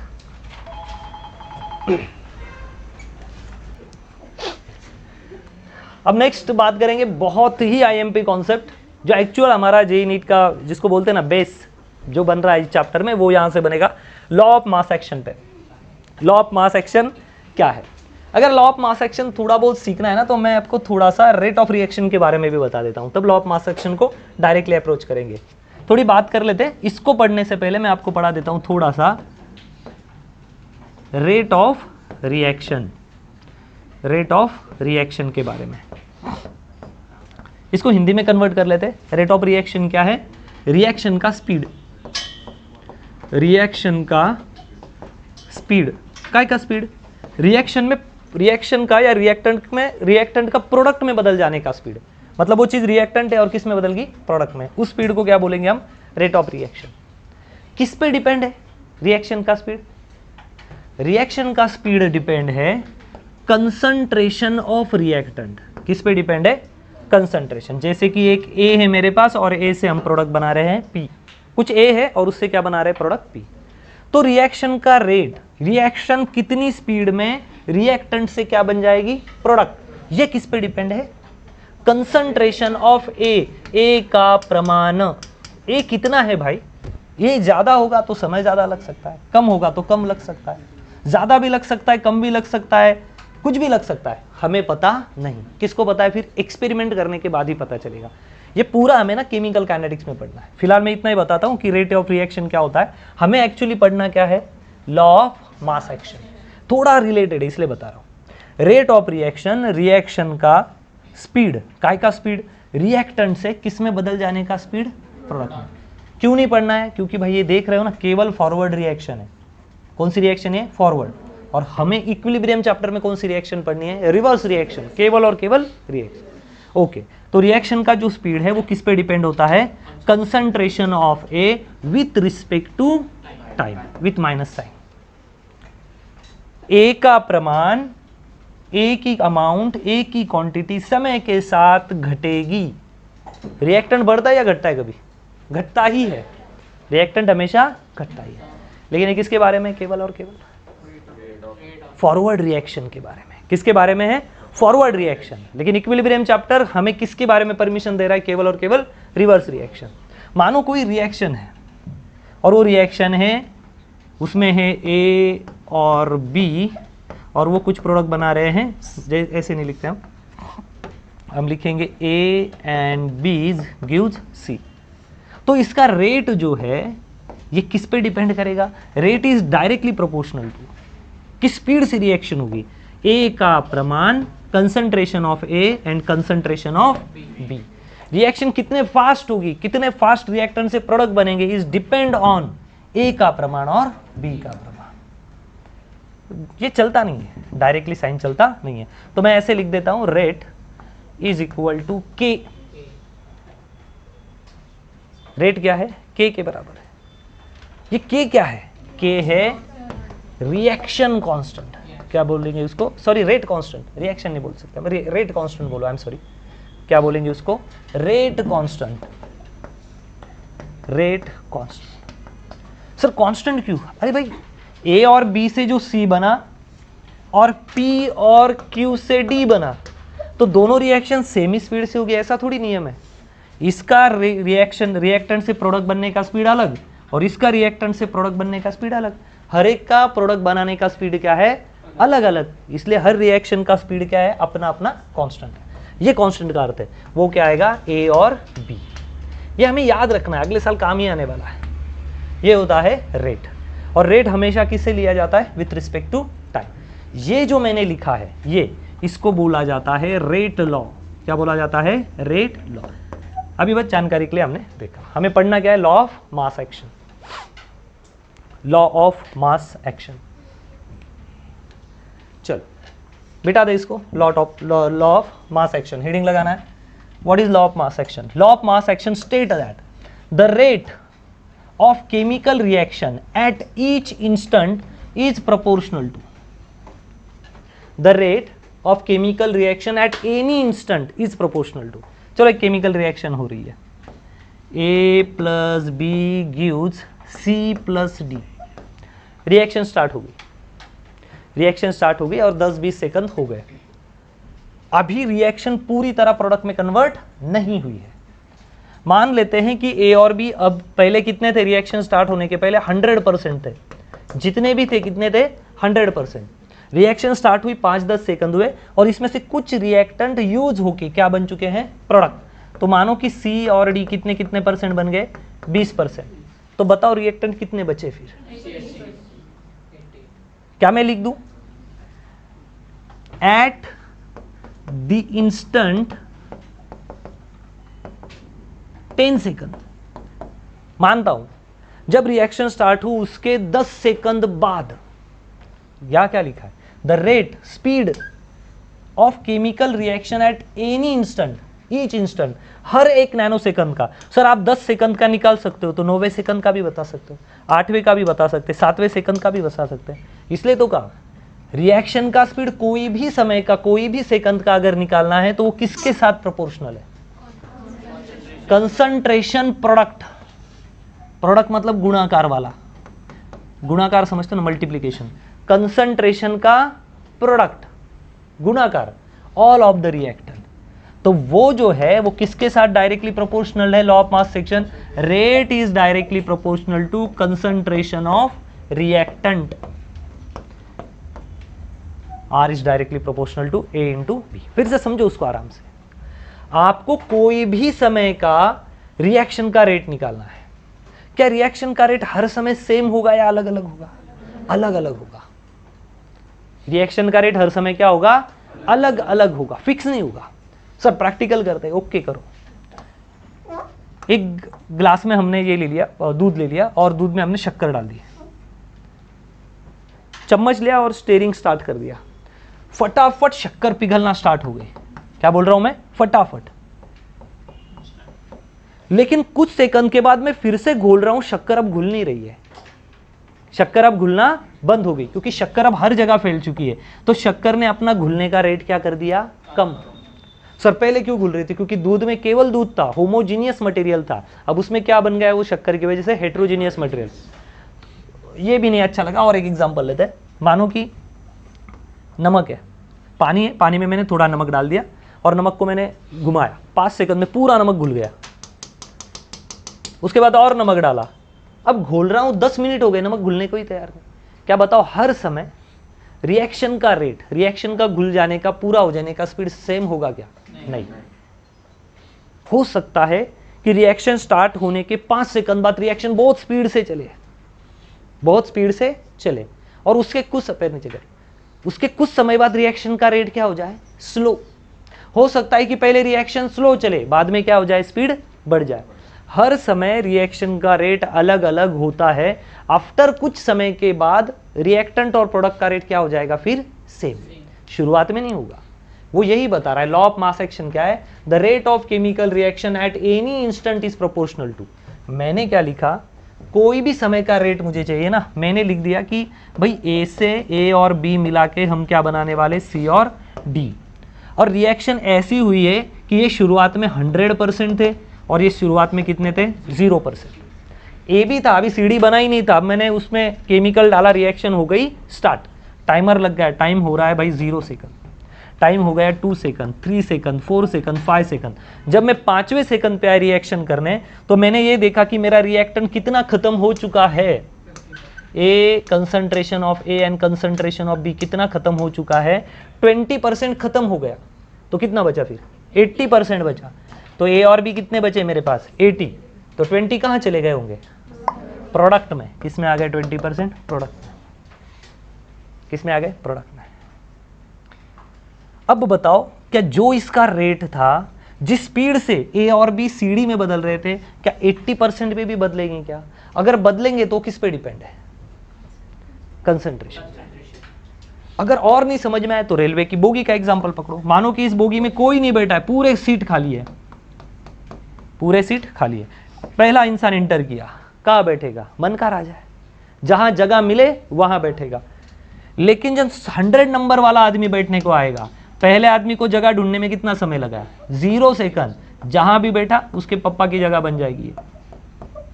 जब 100 बाद में आए, 10 मिनट के बाद, 5 मिनट के बाद, क्या उसको उतना ही टाइम लगेगा या ज्यादा समय लगेगा? आई बात समझ? किस पे डिपेंड है? रेट ऑफ रिएक्शन, उसको सीट मिलना किस पे डिपेंड है? कितनी सीट ऑक्यूपाइड हो चुकी है और कितनी बची है, उस पे डिपेंड है।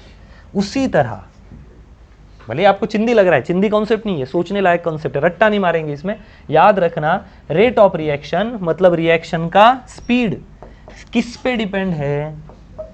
डिपेंड ऑन रिमेनिंग कंसंट्रेशन या कंसंट्रेशन ऑफ रिएक्टेंट का प्रोडक्ट।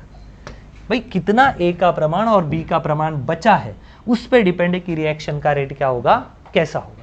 रिएक्शन का स्पीड कितना होगा, ये किस पे डिपेंड है? उस समय कितना बचा है। स्टार्टिंग में तो 100% है, कुछ समय के बाद कितना बचा होगा? 80, कुछ समय के बाद 60, फिर 20। लेकिन जैसे जैसे ये घटता जाएगा उधर वो बढ़ता जाएगा। पहले या कोई नहीं था तो आओ आओ आओ कर रहे थे, लेकिन जब ये भी बढ़ जाएगा, ये 50% और ये भी मानो इधर 50% है, ये भी कितना बचा इधर? 50। तो ये रिएक्शन कैसी हो जाएगी? इक्विलिब्रियम में चली जाएगी कुछ सेकंड के बाद। ये 50 से ए बी से सी डी बनना चाहेंगे, तुरंत सी डी उसको क्या बनाने के लिए सोचेगा? A B.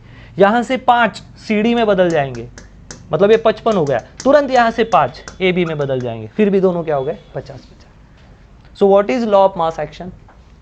Law of mass action एक बताता है कोई भी समय का आप रिएक्शन का स्पीड निकाल सकते हो, कोई भी समय का आप रिएक्शन का स्पीड निकाल सकते हो। जैसे ही हम खाना खाने बैठते हैं ना, फटाफट डाइजेस्ट होता है, खाते हैं ना पेट में जाता है, लेकिन कुछ समय के बाद हमें सुस्ती आने लगती है, हमारा मेटाबॉलिज्म रेट क्या हो जाता है स्लो, सांसें क्या हो जाती है स्लो। आई बात समझ में?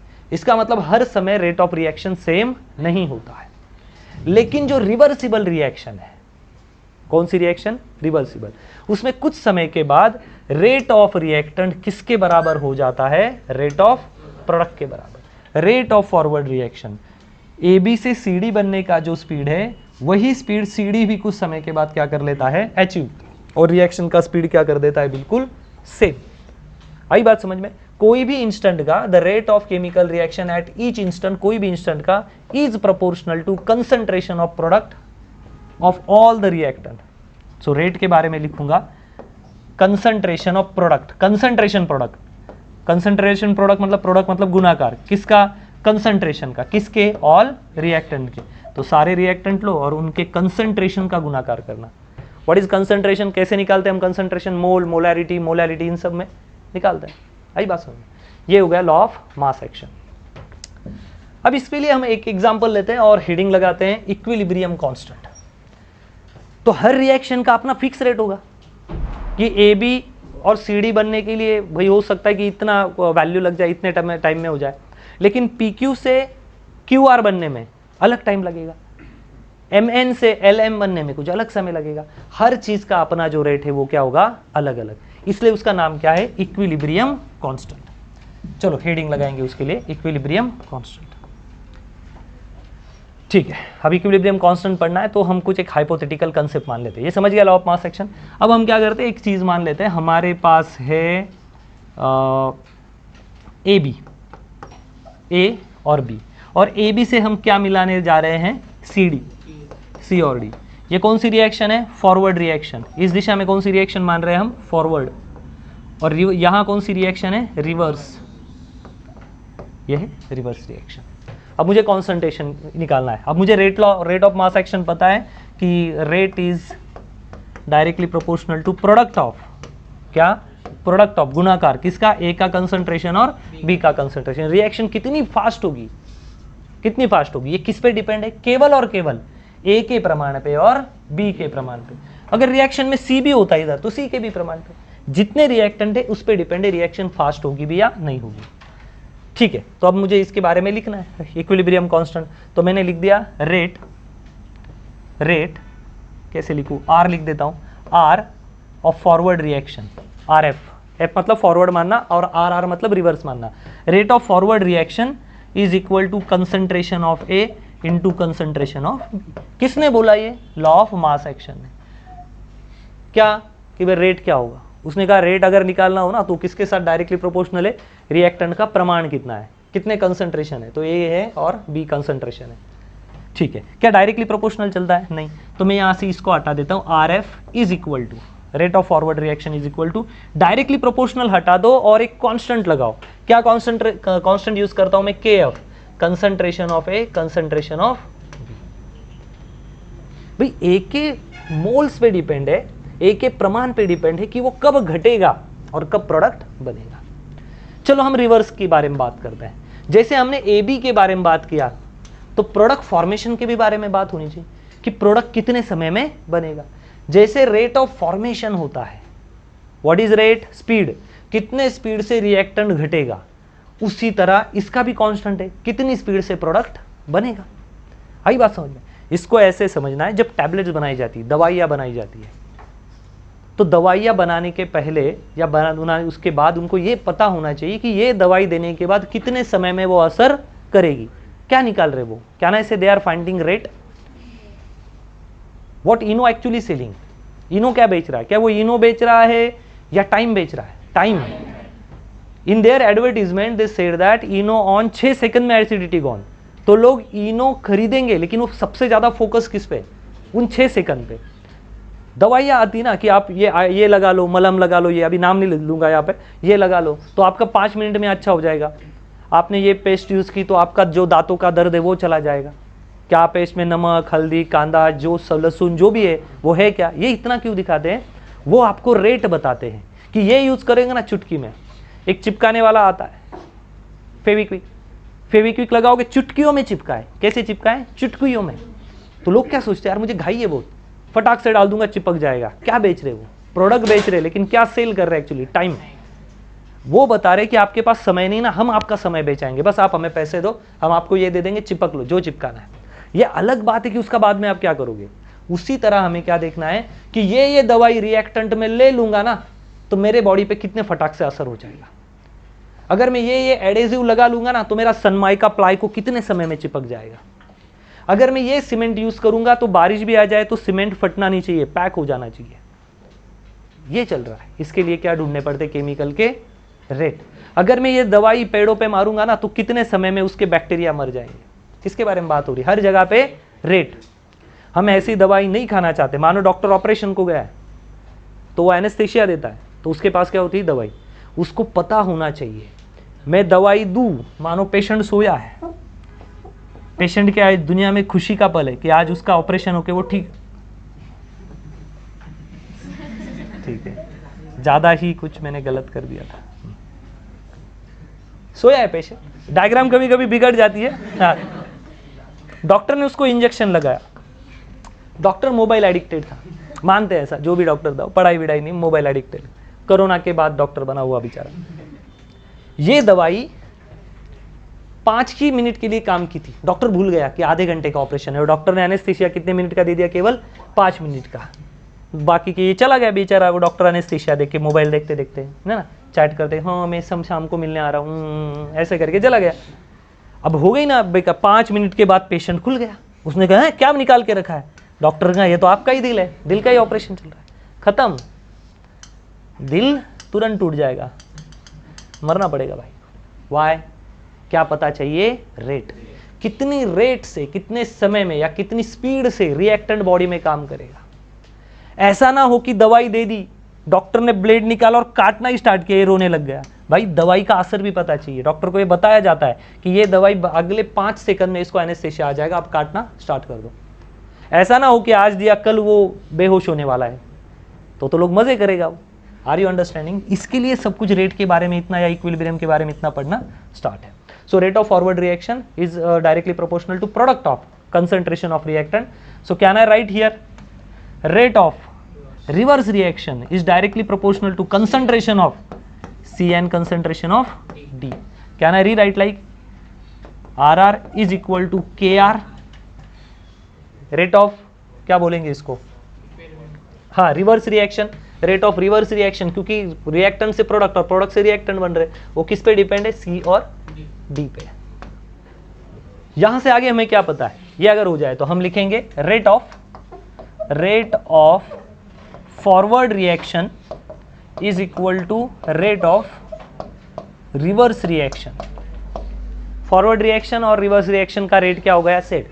अगर दोनों का रेट ऑफ रिएक्शन सेम होगा तभी तो बोल सकते हैं ना कि कंडीशन क्या आ गई? Equilibrium. What is equilibrium condition? Reactant से प्रोडक्ट बनने का स्पीड और प्रोडक्ट से रिएक्टेंट बनने का स्पीड जिस समय सेम हो जाएगा, उस पर्टिकुलर इंस्टेंट पे हम क्या बोलेंगे कि रिएक्शन ने क्या अचीव कर लिया? इक्विलिब्रियम अचीव कर लिया। तब तक बोल ही नहीं सकते, तो इसलिए लिखना पड़ा कि हाँ भाई रिएक्शन इक्विलिब्रियम में। What is the condition? Rate of forward reaction is equal to rate of reverse reaction. लिख दिया। क्या है रेट ऑफ फॉरवर्ड रिएक्शन? ये है। क्या है उसका फॉर्मूला? KF। यहाँ लिख दो, अभी ऊपर जगह नहीं तो क्या लिखे, यहाँ लिख देते हैं, ठीक है। क्या है रेट ऑफ फॉरवर्ड? क्या है?